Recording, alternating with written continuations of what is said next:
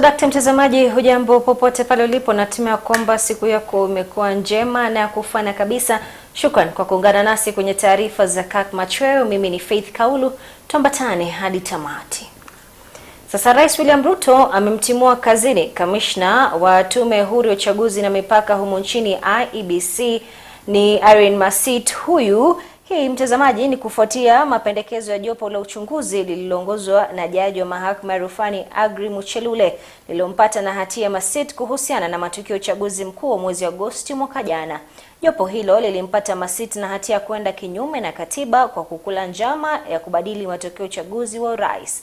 Rais William Ruto mara hiyo ameitangaza nafasi ya Masit kwa wazi, jukumu sasa likiwa mikononi mwa jopo la uteuzi aliloliteua hivi majuzi kufanya hima kuziziba nafasi 6 za makamishna wa IEBC baada ya kustaafu na kujiuzulu kwa makamishna wa awali.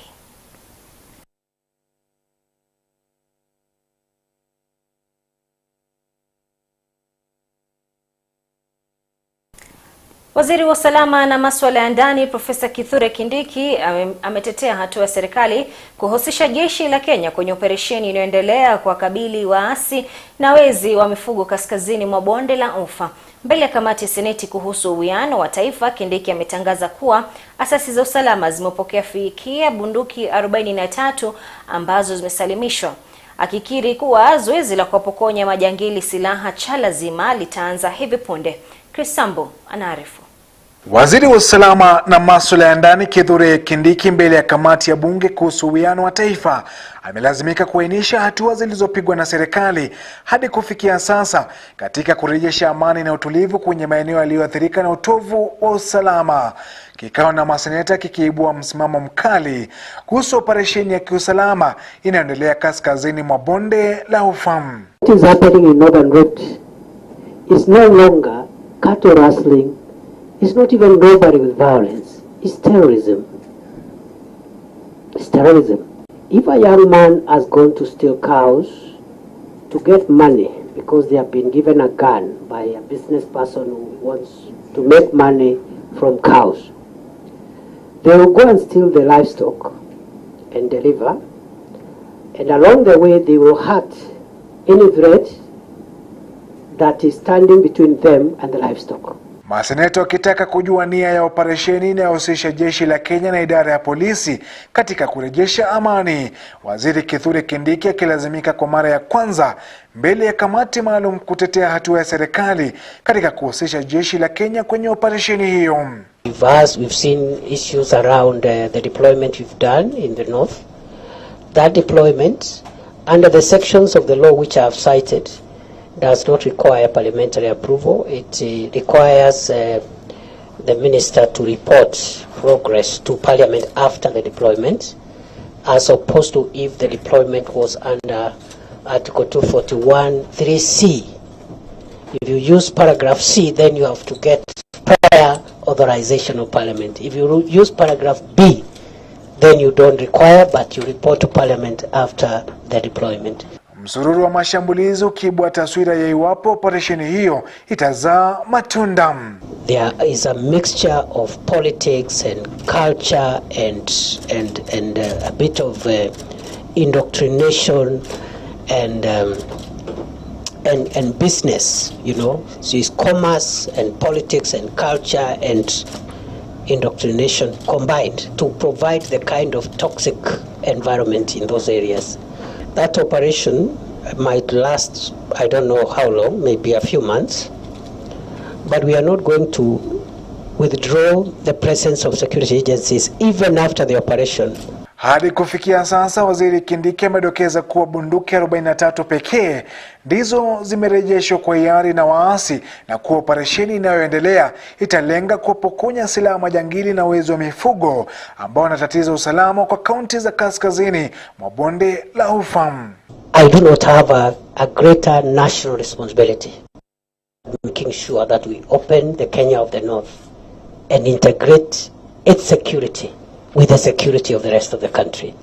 That banditry problem will end, and it's not just about the current operation, it is about the mixture of the current operation and the long-term stabilization that we have in place. Waziri Kindiki akijipata kwenye hali ngumu kuelezea maseneta ni kwa nini bado mashambulizi yanazidi kuendelea wakati asasi za usalama zinashika doria.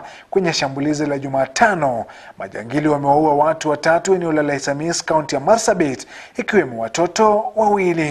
I must caution the communities where we are approving NPRs to exercise civilian oversight in consultations and in collaboration with security forces so that those guns are not misused. The William Ruto administration will end banditry. Ofisi ya Kindiki tumeenda mara mingi, kwa president tumekuwa, kwa ofisi ya IG tumekuwa, lakini hatuwezi kuendelea kufunga macho na watu wanaendelea kufa kila siku. The most painful thing is the killings were barbaric. Muda wa kurejesha silaha uliotolewa na serikali kwa majangili wanaotatiza usalama ulikamilika. Waziri Kithure Kindiki akitangaza kuwa wimbi la operesheni hivi karibuni litakuwa la kuwapokonya silaha hizo cha lazima, japo akikiri kuwa ni operesheni ambayo itachukua muda zaidi. Chris Sambu, Kirk Machweo. Na aliyekuwa waziri wa usalama wa ndani Daktari Fred Matiang'i yupo nchini Uingereza kwa ziara ya kibinafsi. Kulingana na wakili wake Danson Omari, waziri huyo aliondoka humu nchini baada ya kujulisha idara husika japo kwa njia isiyo rasmi, na atasalia nchini Uingereza kwa muda wa majuma mawili yajayo. Wakili huyo amepuzilia mbali tetesi za tume ya kupambana na ufisadi nchini EACC kwamba Matiang'i alitoroka nchini baada ya kugundua kuwa tume hiyo ina mipango ya kumchunguza. Ikumbukwe kuwa tume ya EACC imemwandikia mkuu wa utumishi wa umma Felix Koskei ikitaka ripoti kuhusu mali ya waziri huyo wa zamani, madai yakiwa kwamba huenda Matiang'i anachunguzwa kwa tetesi za ufisadi.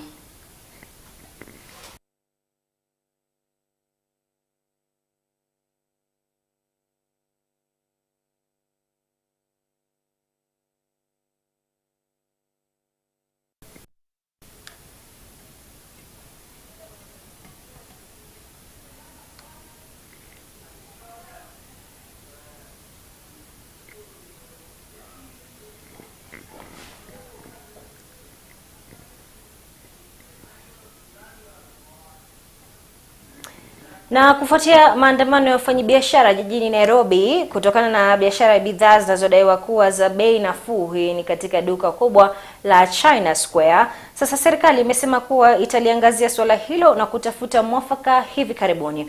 Kulingana naye kiongozi wa wengi bungeni Kimani Ichung'wah ni kuwa naibu wa rais alikutana na washikadau katika sekta ya biashara na kuwa watazidi kujadiliana. Haya yalijitokeza bungeni baada ya kiongozi wa chache Opiyo Wandayi kuangazia swala la maandamano ya wafanyabiashara hao.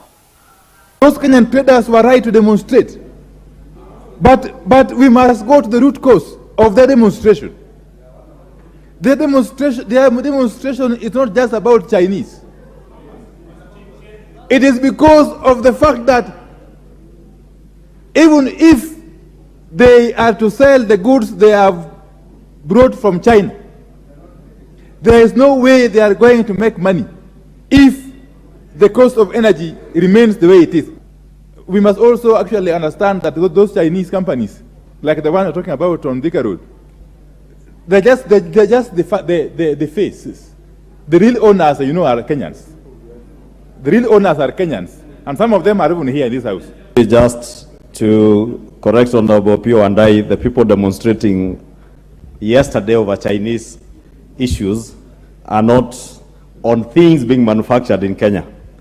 It is unfair trade practices by Chinese business people who have refused Kenyans access to the Chinese market and allowed the Chinese to have unfettered access into the Kenyan market.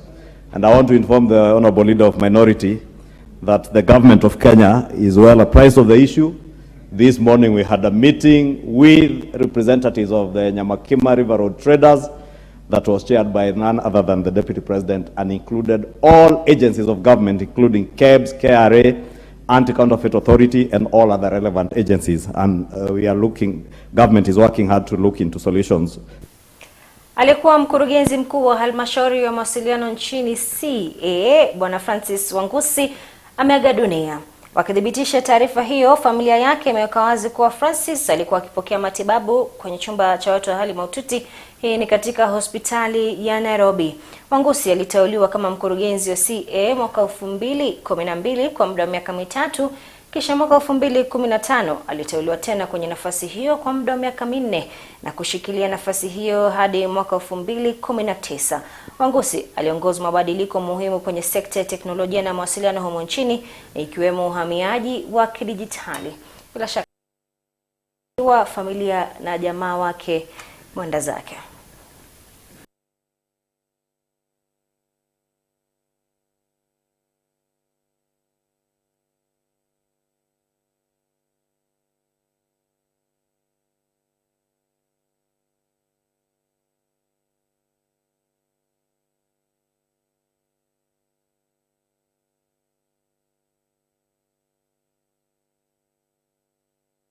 Na mtazamaji, tunakwenda kwenye mapumziko mafupi, ili asalie papa hapa, maana yake tarajia hivi punde na mengi zaidi.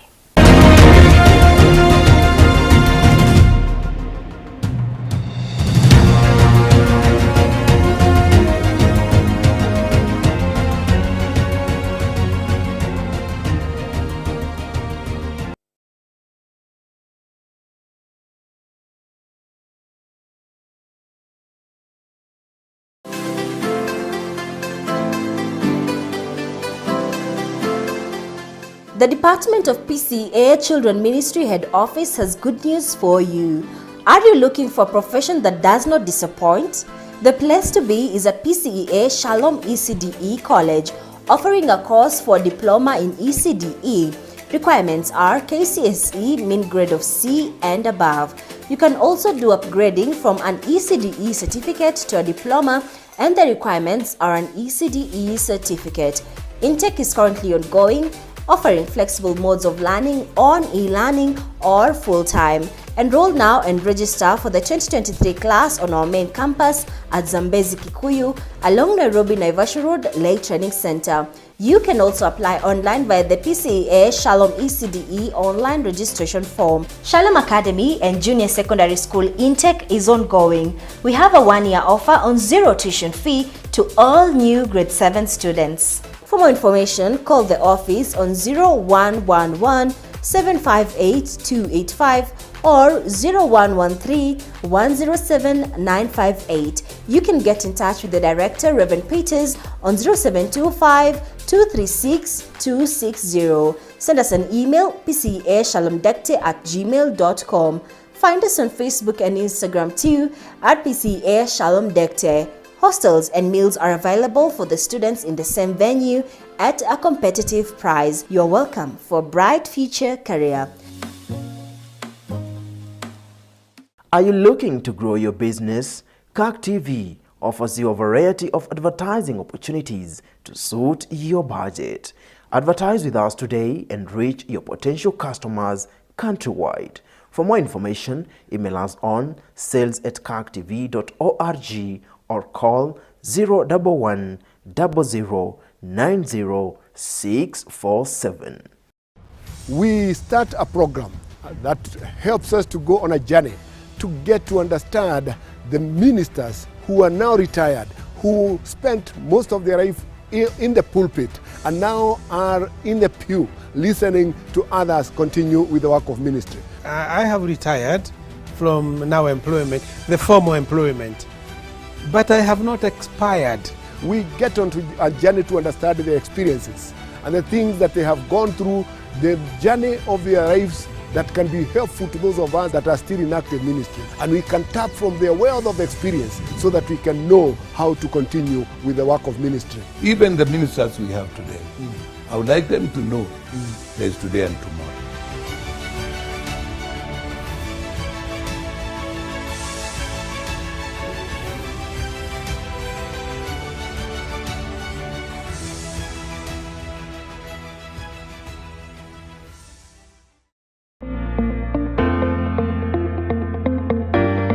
PCEA Enomatesiani Booth Boys High School is an ideal school for boys located in a quiet and serene environment, ideal for learning in Matasia, Kajiado County. The school works towards producing qualified students who become competent professionals in the society. We offer a wide variety of subjects in our school. Our school is well equipped. We have a state-of-the-art library, a spacious boarding section, a modern kitchen, also Olympic-sized swimming pool where our students go and have their swimming lessons. The school focuses its effort not only in classroom learning, but we also provide learners with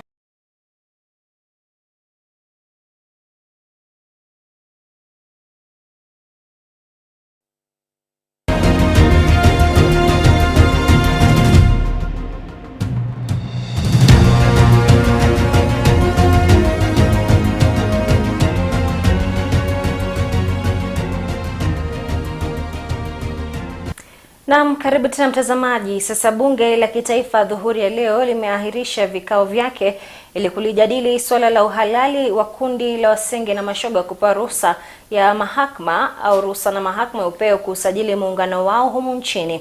Wabunge wamepinga uamuzi wa mahakama hiyo wakitaka kuzingatia sheria iliyoko kwenye katiba dhidi ya mahusiano ya aina hilo na pia kushikilia tamaduni za jamii za Kenya. Vincent Kerosi anaarifu zaidi. Mjadala kuhusu uamuzi wa mahakama ya upeo kuitaka bodi ya usajili wa muungano kuwapa ruhusa wapenzi wa jinsia moja kuandikisha rasmi muungano wao nchini unazidi kutokota, wa hivi punde wakiwa wabunge walioweka kando shughuli za orodha bungeni ili kulijadili swala hilo. Kwa Wakristo najua katika Biblia tunajua habari za Sodomo na Gomora. Na katika Kiislamu pia katika Quran tumeona mambo ya Sodomo na Gomora.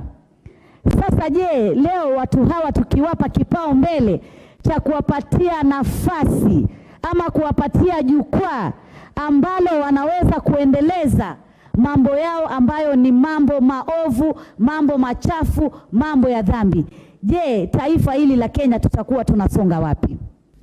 That we shall not allow and we must never allow our country to take up alien ideas, alien cultures, because we are a country that tends to copy a number of good things, few from those other cultures.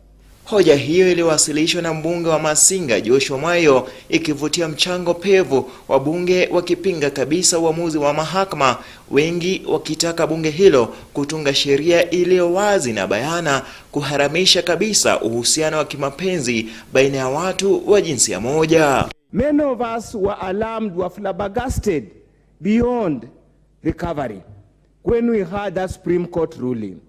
And Honorable Speaker, we have been very suspicious of the current Supreme Court. And indeed, our fears have been confirmed.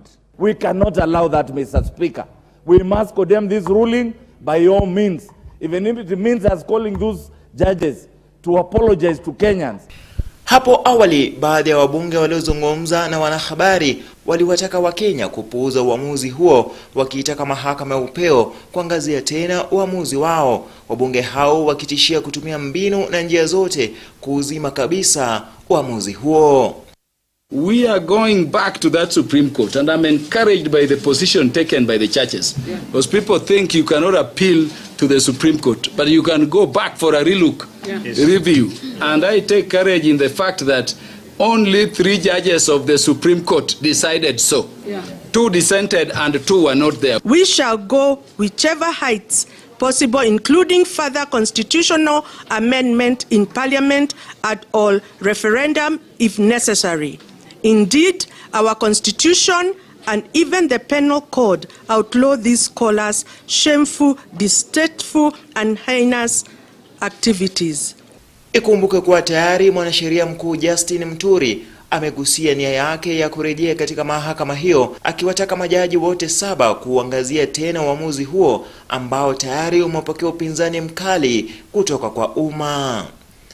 Vincent Kerosi, Kirk Machweo. Wabunge kutoka maeneo kame humu nchini wanatoa wito wa usaidizi kwa serikali kuu kutokana na hali ya ukame inayoendelea kushuhudiwa kwenye maeneo tofauti. Viongozi hao wanasema kuwa makali ya ukame yanaendelea kushuhudiwa kwenye maeneo kaskazini mashariki ya nchi, na hivyo basi wanaiomba serikali kuwapa waathiriwa hao vyakula. Aidha, wabunge hao vilevile wanasema kuwa wakazi wa maeneo hayo na mifugo wanaendelea kuangamia, na iwapo hakuna hatua itachukuliwa basi maisha yataendelea kupotezwa. We want to ensure that the amount appropriated by and approved by the cabinet and USAID reaches the most vulnerable, and that will be our work as members of parliament. We are going to ensure that we get to the bottom of it so that money doesn't go anywhere else. It doesn't just stay in Nairobi or in the headquarters because of bureaucracies.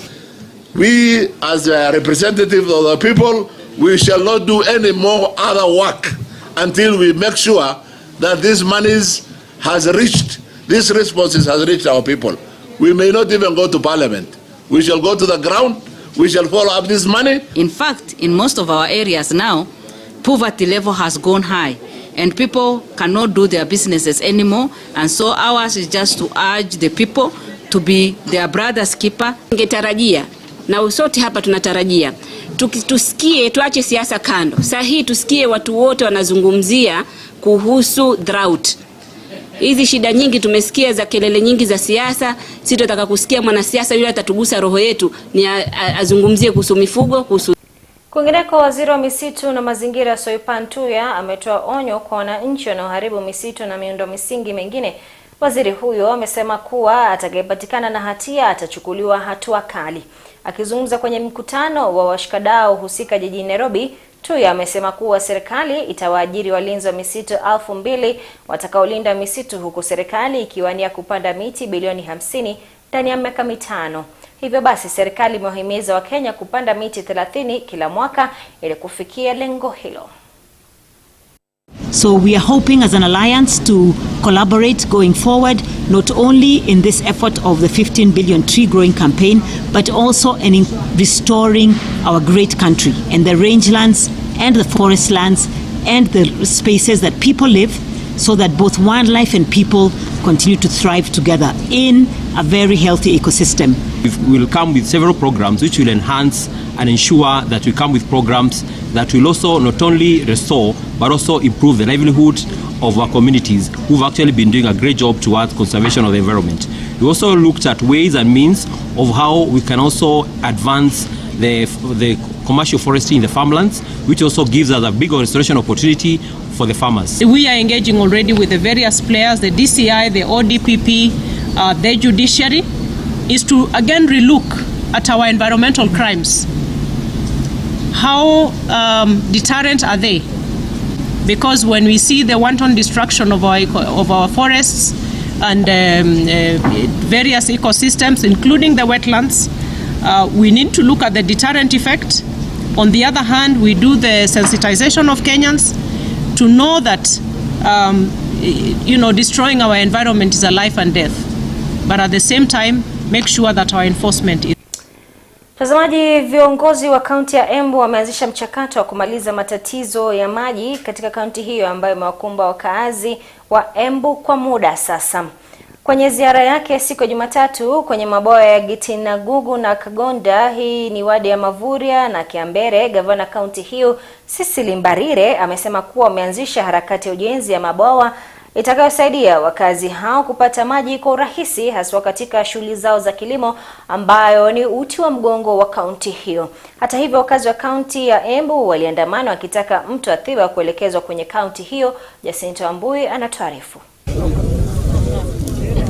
Huku harakati ya kumaliza tatizo la maji kwenye kaunti ya Embu ikiendelea, gavana wa kaunti hiyo Cecily Mbarire ameanzisha mchakato wa ujenzi wa mabwawa ambayo itasaidia katika kuwekeza maji ya matumizi ya wakazi wa Embu ambao hujishughulisha na kilimo kama biashara kuu ya kiuchumi. Hii ndio mwenendo wetu kuendelea mbele. Tutaendelea kuweka pesa katika earth dams kwa sababu tumeona harvesting of water is the way to go going forward.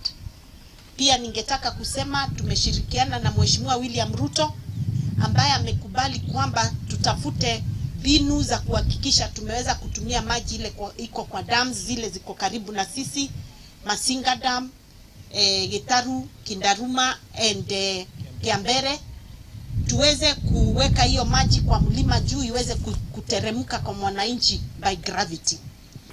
Juhudi za maendeleo ya miundombinu zinaendelea ambazo zitasaidia wakazi wa kaunti hiyo haswa kusini mwa Mbeere kupokea maji kwa urahisi kutoka kwa kampuni ya usambazaji umeme baada ya serikali kuweka mikakati ambayo itasaidia wakazi wa kaunti ya Embu kunufaika pakubwa. Kuna dams tatu tunaambia tutatengenezewa. Kuna Dhochi Dam, kuna Dhabana kule juu na kuna pande nyingine ya Rupingazi. Hizo dams zitatusaidia. Hii mashinda unasikia tukisema mito imekauka. Manji kama sasa hapa kuna manji ya Rupingazi Weru na inategemea mto ya Rupingazi. Kwa hivyo kama kutakuwa na Rupingazi Dam wakati wa mvua, kwa sababu maji inakuwa mingi, hiyo maji itakuwa imehifadhiwa hapo kwa damu, na ikifika ni wakati wa kiangazi itakuwa tunaachilia hiyo maji tunalima nayo huku. Upungufu wa maji imekuwa tishio kubwa katika kaunti ya Embu baada ya kuelekezwa kwingine kwa vyanzo vya maji kuu ya mto Dhiba katika kaunti jirani ya Kirinyaga. Challenge ile tuko nayo kubwa sana huku kwa sababu ya mvua ilikuwa kidogo ni maji. Ile mito huwa tunategemea. Hapa kuna mto inaitwa kuna Rupingazi, kuna Dhiba, hizo ndizo zile kubwa zinakaa na maji mpaka mwisho. Wakazi wa kaunti ya Embu hasa eneo la Machang'aa waliandamana kwenye barabara ya Embu Kanyonyo wakitaka mto wa Dhiba kuelekezwa kwenye kaunti hiyo ili waweze kupata maji kwa urahisi. Mito yenye tulikuwa tunaendea maji ya miraa ni kama imekauka, sababu ingine inaachwa bila nini? Ingine ni kama inakaukiwa. Hata mimi nishasikia huko hii Dhiba, sababu maji mingi inatoka Dhiba na Rupingazi pale. Nishasikia Dhiba sasa iko shida pale sababu Dhiba ni kama inakauka. Kwa hivyo hata wale wenye magari pale wakiendea maji hakuna maji biko pale. So kwa hivyo hapo mheshimiwa na serikali watasaidiana. Wajue tu kilio ni cha maji. Kama tungepata maji ya kulima hapa tunaweza faidika sana, juu hata wanyama wanaweza kuona kitu cha kukula. Mpaka saa hii wanateseka sana juu hakuna kitu ya kulima. Sasa ile tunaomba serikali tupewe maji ya kulima, tunaweza faidika sana. Jacinta Wamboi, runinga ya KAK. Huku hali ya ukame ikiendelea kushuhudiwa maeneo tofauti humu nchini, sehemu mbalimbali magharibi mwa nchi imeanza kupokea mvua baada ya muda mrefu. Idara ya utabiri wa hali ya hewa ikisema kuwa mvua hiyo inatarajiwa kupungua kwani haitakuwa ya kutosha. Sasa idara hiyo vilevile imeweka wazi kuwa jumla ya mvua itakayokunya haitaambatana na maeneo hayo. Number 2, there may be gaps. Once we get the onset, there may be gaps where you have long periods of no rainfall, even though the onset will have already been observed. The other thing that we are seeing from our analysis is the likelihood of the total amounts that would be received in the season, comparing with what we call the long-term means or the average, which is normal analysis for periods of time. We see a situation where most places may receive less than that average. That is not to say that we will not have episodes where you have maybe a sudden storm with a lot of water. Washukiwa 6 wamekamatwa huko Muguga, Kabete. 6 hao walikamatwa wakiharibu na kuiba vipuri vya gari. Wakithibitisha kukamatwa kwa 6 hao, maafisa wa polisi wamesema kuwa waliokamata baada ya kuwapata na magari mawili yaliyoharibiwa. Washukiwa hao wakishindwa kueleza umiliki na kuwepo kwa magari hayo nyumbani humo. OCPD wa Kabete Joseph Muriuki amesema kuwa washukiwa hao wamezuiliwa kwenye kituo cha polisi cha King'ero huku maafisa wa DCI wakiendelea na uchunguzi.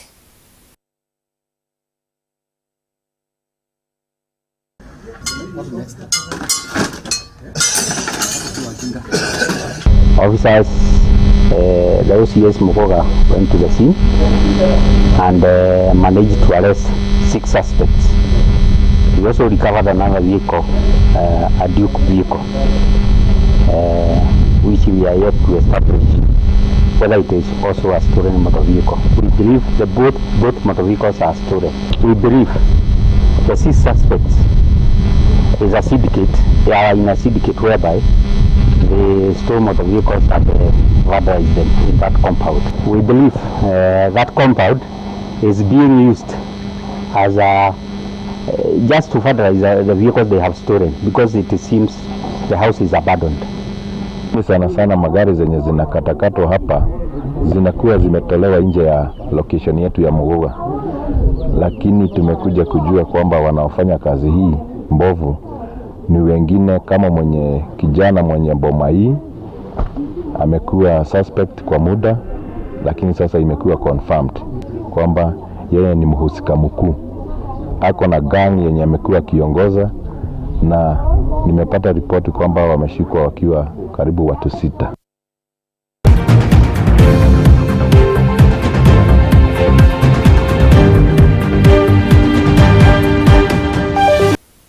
Rais mteule wa taifa la Nigeria Bola Tinubu amekabidhiwa cheti cha urais na mwenyekiti wa tume ya uchaguzi nchini humo INEC.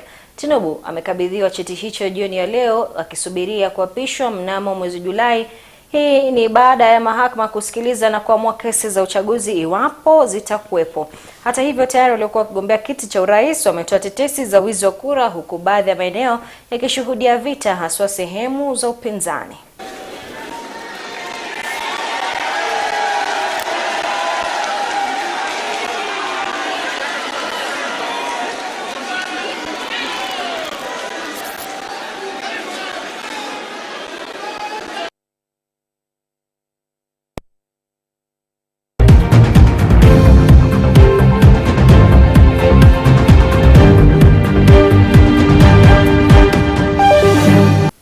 Kwenye spoti, mtazamaji, kocha mpya wa timu ya taifa ya kandanda ya Harambee Stars Injin Firat amewasili nchini leo tayari kwa kibarua chake cha kwanza tangu kupewa kandarasi mpya na shirikisho la kandanda nchini FKF. Firat kutoka Uturuki anatarajiwa kuteua kikosi chake wiki hii kwa matayarisho ya mechi 2 za Kiafrika au za kirafiki dhidi ya Burundi. Kenya ilipigwa marufuku kushiriki mechi za kimataifa kwa mwaka mmoja na kukosa mechi 2 za kufuzu kwa kombe la mataifa barani Afrika dhidi ya Cameroon na Namibia.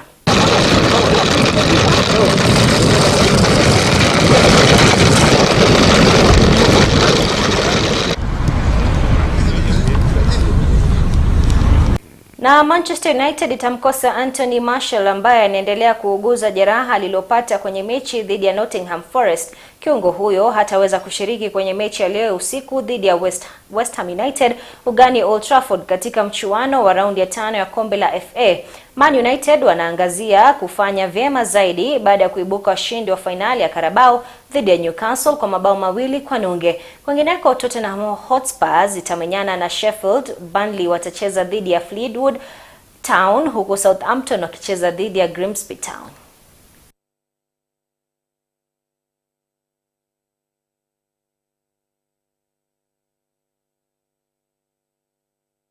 Kwenye ligi kuu ya soka nchini Uingereza, Arsenal inaangazia kuongeza alama 3 kwenye mechi dhidi ya Everton usiku wa leo kwenye uga wa Emirates ili waweze kutofautiana na watani wao Manchester City kwa alama 5.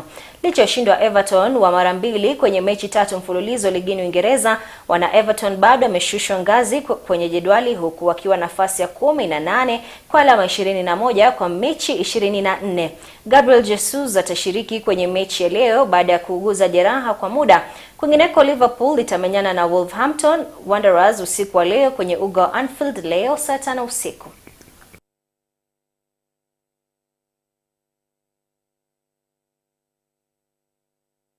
Na mtazamaji, ni hayo tu tuliokuwa nayo kwenye ulingo wa spoti. Sina la ziada ila kutamatisha taarifa za Kirk Machweo. Shukran kwa kuwa uliambatana nasi kuanzia mwanzo hadi sasa hivi. Kwa niaba ya walifanikisha taarifa hizi, mtazamaji, tunakutakia usiku mwanana. Kwaheri.